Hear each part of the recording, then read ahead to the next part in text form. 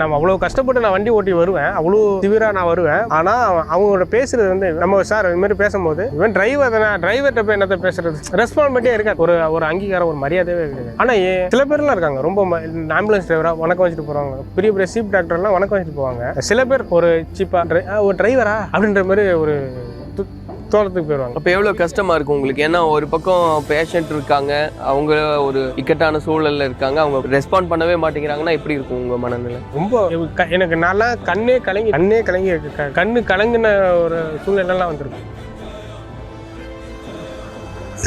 நான் கிட்டத்தட்ட ஒரு 4 பேஷண்ட்டுக்கு நான் அழுதுருக்கேன். ஒன்று கோவிட் டயத்தில் ஒரு பிரேக் அண்ட் டனல் லேடி, அது வந்து அந்த உள்ள சூழ்நிலை அந்த கவர்மெண்ட்டில் வந்து வெயிட் பண்ணி தான் நம்ம போகிற மாதிரி ஒரு சூழ்நிலை வந்துச்சு.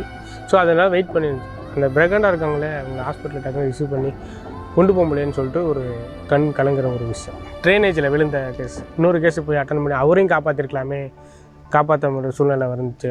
ஒருத்தரை காப்பாற்றணும்னு சந்தோஷம், இன்னொருத்தரை காப்பாற்ற முடியலன்னு ஒரு கண் கலங்க ஆரம்பிச்சிச்சு.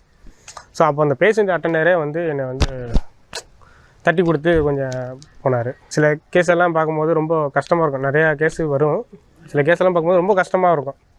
ஸோ அந்த நேரத்தில் நம்ம இவ்வளோ கஷ்டப்படுறோம், ஆனால் நம்ம சீப்பாக நினைக்கிறவங்க நிறைய பேர் இருக்காங்க. ஸோ நான் அதை நினச்சி கவலைப்படுறது கிடையாது. நமக்கு நம்ம பேஷண்ட்டு முக்கியம், மக்கள் முக்கியம், நம்ம மக்களுக்காக வேலை செய்கிறோம். ஸோ அந்த ஒரு தோற்றத்தை நான் போகிறதுனால இது ஒரு நமக்கு அவ்வளோதான் தெரியலை.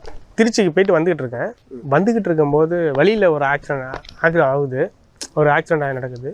ஸோ அது நான் எடுக்காமல் வர முடியாது. எனக்கு அந்த நான் வந்துகிட்டு இருக்கும்போது எனக்கு அது ஒரு ஆக்சிடெண்ட்டோ இல்லை எமர்ஜென்சியோ அந்த இடத்துல பார்த்துட்டே நல்லா வர முடியலை. அது ரொம்ப கஷ்டமாக இருக்குது. நான் என்ன பண்ணுறேன், உடனே அது ஏற்றிட்டு ஒரு குறிப்பிட்டு ஒரு ஹாஸ்பிட்டலுக்கு நான் போகிறேன்.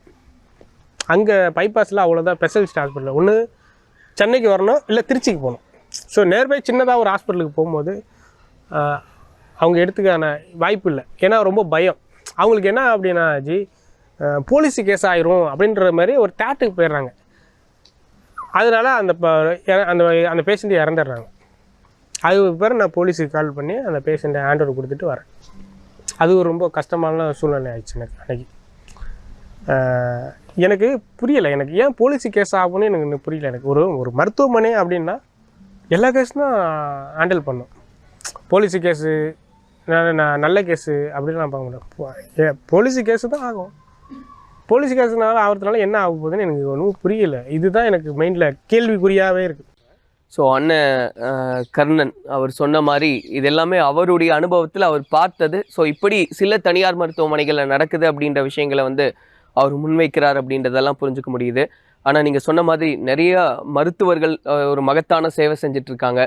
நிறைய ஆம்புலன்ஸ் ஓட்டுநர்கள், அந்த பைலட்ஸ்னு மகத்தான சேவையை செஞ்சுக்கிட்டு இருக்காங்க. உயிர் காக்கக்கூடிய பல்வேறு விஷயங்களை இந்த கோவிட் டைமில் எப்படி இருந்தது எல்லாமே நம்ம பார்த்துட்ருக்கோம். ஸோ அப்படியான சேவைகளையும் அங்கே மருத்துவத்துறையிலிருந்து உத்தமமாக செஞ்சுக்கிட்டு இருக்காங்கன்றதையும் பார்க்குறோம். ஸோ அப்படியானவர்களுக்கு மறுபடியும் நம்மளுடைய வாழ்த்துக்களையும் நன்றி தெரியப்படுத்திக்கலாம். இந்த நிகழ்ச்சியில் பங்கெடுத்துட்டு நிறைய விஷயங்கள் பேசியிருந்தீங்க, உங்களுக்கும் நன்றி. அதே போல் தொடர்ச்சியாக உயிர் காக்கக்கூடிய பணியில் இருக்கீங்க, அது இன்னும் மேலும் சிறக்கட்டும்னு எங்களுடைய வாழ்த்துக்களை தெரியப்படுத்துகிறோம். ரொம்ப நன்றி.